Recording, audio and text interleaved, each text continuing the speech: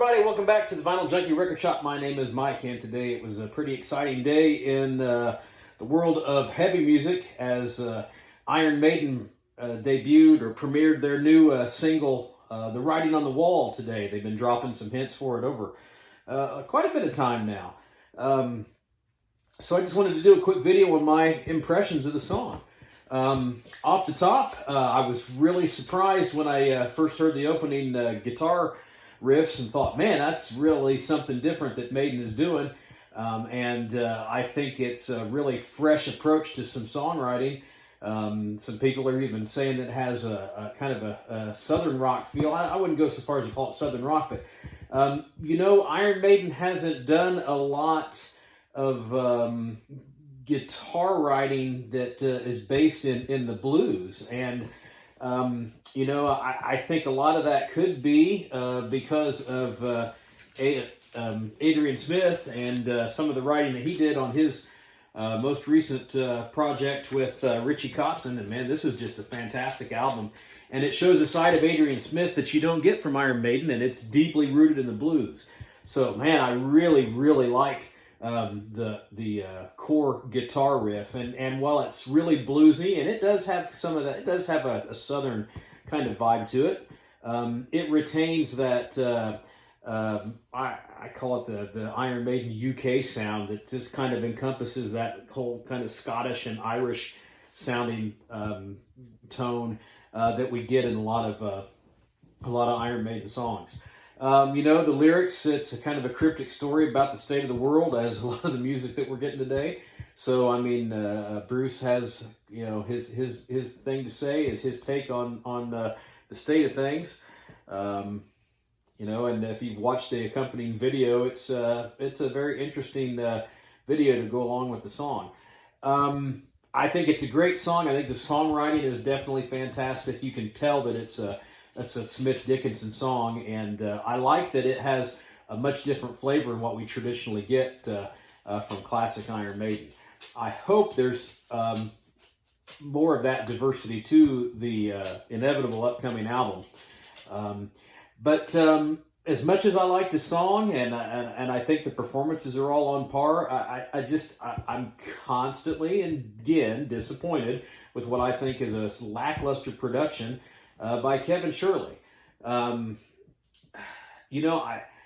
just don't like the sound of these Kevin Shirley albums. And to me, what it does is it takes what would otherwise be, I think, a pretty aggressive and crunchy sounding song, and it really dumbs it down to sounding old and tired, and it just sounds like an old man rock production.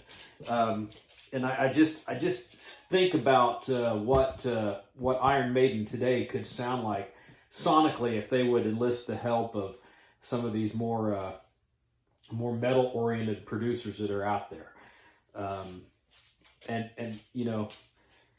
It just we're not going to get another album that's ever going to sound sonically like like Power Slave. Sadly, we've lost Martin Birch, and hi Jack, say hi to Jack. This is my, can you say hi? You can barely see him. Hello. That's my this is my co-star Jack. You can hear his little claws knick-knacking on the floor. But anyway, we're just not going to get this kind of Iron Maiden sound that we got from the band in their prime, when Martin Birch just was really able to capture that live sound. I mean, it was very powerful. It sounded great on record, on CD, and it just sounded great. And I just think everything that Maiden has done with Kevin Shirley has sounded flat and underproduced, and that's, again, just my thought on it. But I like the song. I'm really looking forward to the album. I hope the album has a little more sonic punch to it. I hope that the band gives us some more metallic songs. I'm sure that all the material that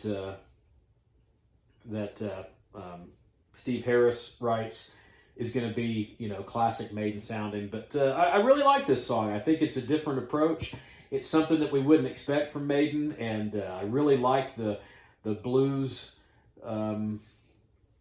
oriented riff to the song, and I think the songwriting is good. It has good flow. The guitar solos in the song are great. I mean, it's undoubtedly Iron Maiden, and I think it's a very exciting thing that we're going to get some brand new Iron Maiden music in 2021. So that's my take on the Writing on the Wall. I think it's a good song. I won't be surprised if there'll be a lot of criticism for it. I think it's going to be equal amount. I mean, at this point, it's pretty much either love Iron Maiden and you think that they can do no wrong, or you just don't like them, or you're tired of them. But I just wish that we could get one more album that would have that classic sonic crunch. I mean, Priest was able to harness that. Halloween has given that to us with their album this year, and a lot of the older bands that have made comebacks and are still around have really delivered the sonic goodness that they've all been known for, and I think that's probably what's turned off a lot of people to Iron Maiden along the way who were fans. I personally am in that group that says they can do no wrong. I love Iron Maiden. They're my favorite metal band.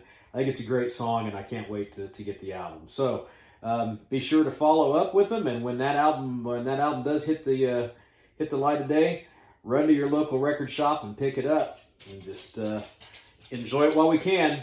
Don't know how much gas is left in the Maiden tank, but I'm thrilled to get one more record in 2021. So that being said, I'll catch you later. Spin them if you got them, and I'll see you on the flip side.